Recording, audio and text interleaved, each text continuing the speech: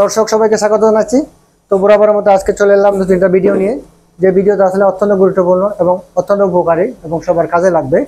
তো আসলাম Enam medical college ও হসপিটালে। আমাদের যে এমআরআই ডিপার্টমেন্ট আছে, এটা রেডিওলজি অ্যান্ড ইমেজিং ডিপার্টমেন্ট বলা হয়। এখানে এনাম মেডিকেলের সবচেয়ে আপডেট যে মেশিনটা আছে ওইটার সম্পর্কে আজকে আমরা ধারণা পাবো। যে এনাম মেডিকেল কলেজ ও হসপিটালের রেডিওলজি ডিপার্টমেন্টে টেকনোলজিস হেড অফ টেকনোলজি আছে যে আহসান হাবিব রানা ভাই, যে উনি অন্তত এক্সপার্ট।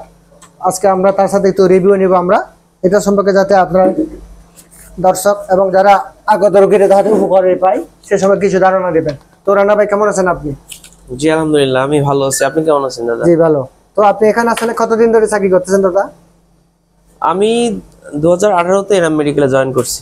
হ্যাঁ হ্যাঁ, এই যে দেখুন রানা ভাই, যে রানা ভাই ডিজাইনেশনটা একটু দেখি, এটা সম্পর্কে আমরা আগে জানি। আচ্ছা, তাহলে আমরা আজকে জানবো কোন কোন ধরনের এমআরআই করা হয় এনাম মেডিকেল কলেজে, এটা সম্পর্কে একটু ধারণা দেন ভাই সংক্ষিপ্তভাবে। জি আপনাকে ধন্যবাদ। আমাদের এখানে সব ধরনের এমআরআই করানো হয়।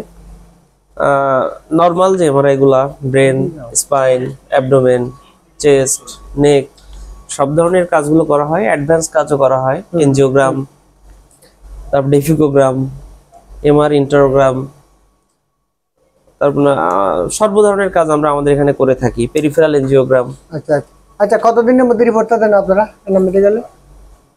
রিপোর্টটা অবশ্য ডিপেন্ড করে আপনার আপনার ডায়াগনোসিসের উপরে, আপনার পেশেন্ট কন্ডিশনের উপরে। আপনার পেশেন্ট যদি কার্সিনোমা নিয়ে আসে বা ক্যান্সার নিয়ে আসে, সেক্ষেত্রে একটু লেন্দি হবে, 2 থেকে 3 দিন সময় লাগতে পারে যদি ক্যান্সার জাতীয় হয়। আর নরমাল এমআরআই গুলা, যে স্পাইন করলেন, ব্রেন করলেন, এগুলো আপনি সকালে করলে বিকালের মধ্যে ইনশাআল্লাহ রিপোর্ট পাবেন। আচ্ছা, আমাদের এট এ টাইমে আমাদের 7 জন রেডিওলজিস্ট স্যার কাজ করতেছেন। জি জি, সুন্দর অত্যন্ত এটা। তো আরেকটা জিনিস সেটা হলো আমাদের এমআরআই মেশিনটা আপডেট সম্পর্কে একটু জানাবেন আমাদের। কি আমরা যে সবাই যে বলে এনাম মেশিনটা একটু আপডেট, এটা সম্পর্কে একটু ধারণা দেন আপনি। আমাদের মেশিনটার সবথেকে বড় বিশেষত্ব, আমাদের মেশিনটা বিগ বোর। এটা তার আপডেট গুলোর মধ্যে একটা, এটা এক্সটার্নাল আপডেট। যে আপনার পেশেন্টের ওয়েট 120 কেজি, 130 কেজি ওয়েট হইলে অনেক এমআরআই মেশিনে তাকে ইন করানো যায় না। সেক্ষেত্রে আমাদের বোর্ডটা অনেক বিগ। আপনি চাইলে 130 কেজি, 135 কেজি ওজনের পেশেন্টগুলো নিতে পারবেন। আর আমাদের মেশিনের আরেকটা বিশেষত্ব হলো, আমাদের মেশিনটা হিলিয়াম ফ্রি। Helium free? জি জি, হিলিয়াম এক ধরনের নিষ্ক্রিয় গ্যাস, প্রকৃতিতে পাওয়া যায়।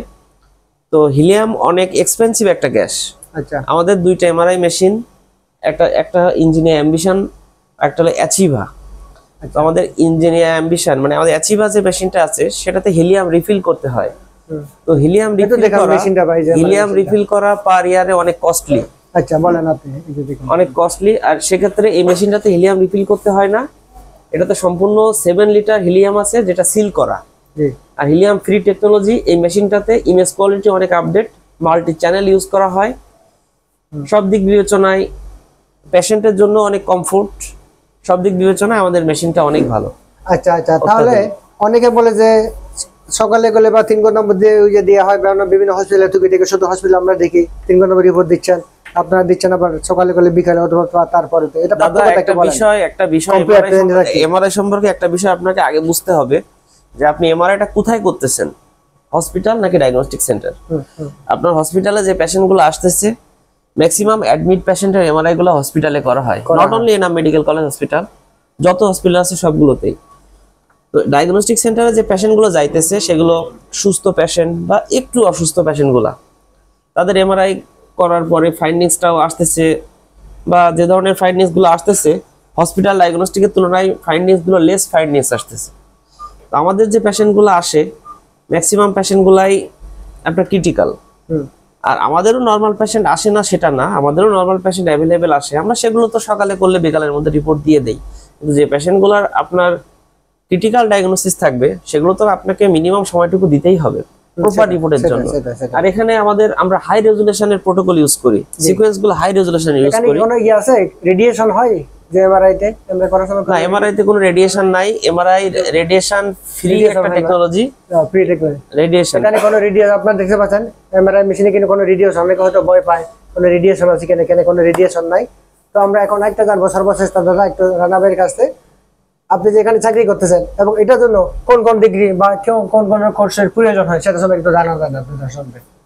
আমি এনাম মেডিকেলের senior medical technologist radiology and imaging হিসাবে কর্মরত আছি। আমার এখানে আসার জন্য প্রথমে আমাকে রেডিওলজি এন্ড ইমেজিং ডিপার্টমেন্টে একটা ডিপ্লোমা করতে হয়েছে। যদি কি ইন্টারমিডিয়েট পরে না মাস্টার্সের পরে? এটা আমরা এসএসসি পাস করার পরেই করেছি। পরবর্তীতে আমরা 4 বছরের একটা ডিপ্লোমা করেছি। পরবর্তীতে আমি Bangladesh university of health sciences থেকে 4 বছরের জন্য গ্রাজুয়েশন করেছি।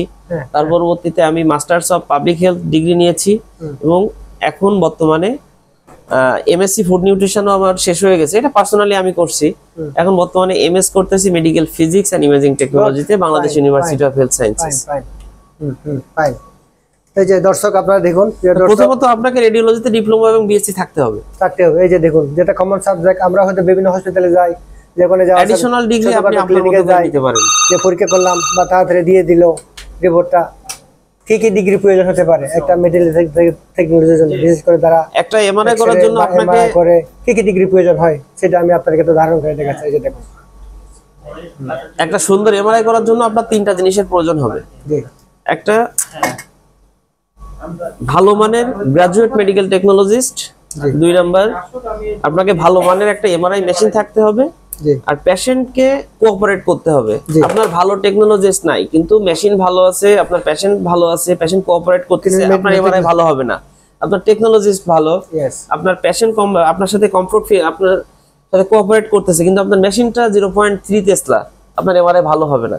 সো 3টার কম্বিনেশন নিয়ে আপনাকে এমআরআইটা করতে হবে। তো আপনারা আগে আপনাকে তেমন প্রতিষ্ঠান চয়েস করতে হবে। তো বাংলাদেশের মধ্যে এনাম মেডিকেল কলেজ হসপিটাল অন্যতম সেরা মানের একটা হসপিটাল, যেখানে well qualified technologist, update technology এবং আমরা পেশেন্টগুলোকে সেইভাবে কাউন্সিলিং করে আমাদের কাজের উপযোগী করে গড়ে তুলি। এটাই হলো আমাদের একটা গর্ব। ঠিক আছে, তা আমরা এখানে ভিডিওটা অনেক দীর্ঘ হচ্ছে ভাই, আমরা এখানে শেষ করে দেব। তো দর্শক যারা যারা দেখছেন তাকে অসংখ্য অসংখ্য ধন্যবাদ। একটু লাইক শেয়ার কমেন্ট দিবেন। পরবর্তী নতুন আমরা ভিডিও আপনাকে দেওয়ার চেষ্টা করবো, ভালো ভালো ভিডিও যেগুলি তো আপনার উপকারে আসবে। ব্লগ তো বিভিন্ন ধরনের করা যায়, কিন্তু আমার ভিডিওগুলো যাতে মানুষ উপকৃত হয় সেই ইয়ে দিই, যাতে হসপিটালে বিশেষত মাঝে হসপিটাল অবশ্যই প্রয়োজন, মাঝে কারো রোগ ব্যাধি আছে, করার কিছু নাই। তো রানা ভাই আপনাকে অসংখ্য অসংখ্য ধন্যবাদ।